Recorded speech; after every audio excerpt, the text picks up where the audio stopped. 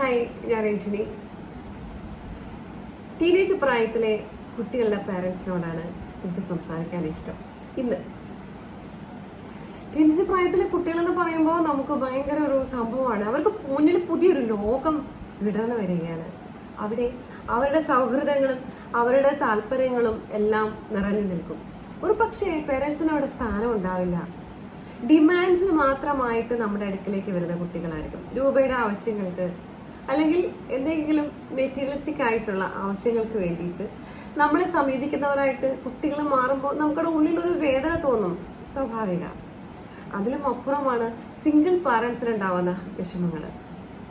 ഭാര്യയാണെങ്കിലും ഭർത്താവാണെങ്കിലും മരിച്ചു കഴിയുമ്പോൾ ആ പാർട്ട്ണർ അവരുടെ സകല സ്വപ്നങ്ങളും കുഞ്ഞുങ്ങളിലേക്ക് ഒതുക്കിയാണ് ആ കുഞ്ഞുങ്ങളെ വളർത്തിയെടുക്കുക. ഏറ്റവും ഒരു ബെസ്റ്റ് ഫ്രണ്ട് ആയിരിക്കാം അവർക്ക്. ആ ടീനേജ് പ്രായം വരെയും അവരുടെ ബെസ്റ്റ് ഫ്രണ്ട് മക്കൾ തന്നെയായിരിക്കും. ഇതിനുശേഷം കുഞ്ഞുങ്ങളുടെ ജീവിതത്തിലേക്ക് വലിയൊരു മാറ്റവുമായിട്ട് അവരുടെ സൗഹൃദങ്ങൾ കടന്നു വരുമ്പോൾ ആ സൗഹൃദങ്ങൾക്കൊപ്പം അവരുടെ ജീവിതം ആഘോഷിക്കുമ്പോൾ പാരൻസ് അല്ലെങ്കിൽ ഈ സിംഗിൾ പാരന്റ് കംപ്ലീറ്റ് ആയിട്ട് അവരുടെ ജീവിതത്തിൽ നിന്ന് മാറി നിൽക്കേണ്ടി വരുമ്പോൾ അവരുടെ വേദനകൾ അവരെ തകർത്ത് കളയും. ഞാൻ ചോദിക്കുന്നത് അധികവും അമ്മമാരോടാണ്, അച്ഛന്മാരോടും ആവാം. ഈ 18 വയസ്സിന് ശേഷമാണ് നമുക്ക് കുഞ്ഞുങ്ങൾ ഉണ്ടായിട്ടുണ്ടാവുക. ചിലർക്ക് അതിനു മുമ്പ് സാധ്യതയുണ്ട്. എന്നാൽ പോലും അതിനു മുൻപ് നിങ്ങൾ എത്രയോ അക്കാദമിക് ക്വാളിഫിക്കേഷൻസ് നേടിയിട്ടുണ്ടാവാം. നിങ്ങളുടെ സൗഹൃദങ്ങൾ എത്ര രസമുള്ളതായിരുന്നു. നിങ്ങളുടെ പേരൻസിനെ നിങ്ങൾ എത്ര സ്നേഹിച്ചിരുന്നു, എന്തെല്ലാം ചെയ്തു കൊടുത്തിരുന്നു. നിങ്ങളുടെ ലോകം നിറമുള്ളതായിരുന്നു. അവിടെ നിങ്ങളെ നയിക്കാൻ ഈ കുഞ്ഞുണ്ടായിരുന്നോ?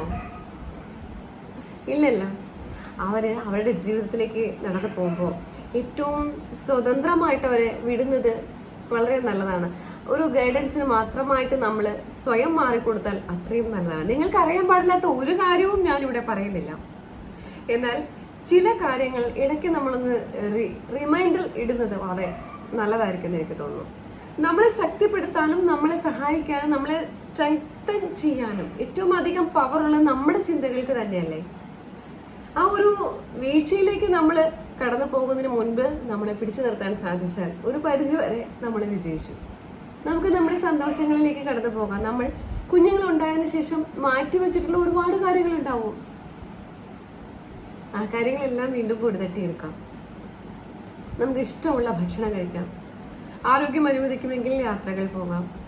പുസ്തകങ്ങൾ വായിക്കാം. ആർട്സ് ഇഷ്ടമുള്ളവർക്ക് ആ രീതിയിലേക്ക് പോകാം. നമ്മുടെ സൗഹൃദങ്ങളിലേക്കെല്ലാം നമുക്ക് കടന്നു ചെല്ലാം. പേരൻസിനൊപ്പം പോയി താമസിക്കാം. എത്രയോ വഴികൾ നമ്മൾ അനുവദിച്ചാൽ മാത്രമേ ഏതൊരാൾക്കും, അത് പേരൻസ് ആണെങ്കിലും നമ്മുടെ മക്കളാണെങ്കിലും നമ്മുടെ സൗഹൃദങ്ങളാണെങ്കിലും അയൽവക്ക ബന്ധങ്ങളാണെങ്കിലും പ്രൊഫഷണൽ റിലേഷൻസ് ആണെങ്കിലും നമ്മളെ വേദനിപ്പിക്കാൻ സാധിക്കൂ.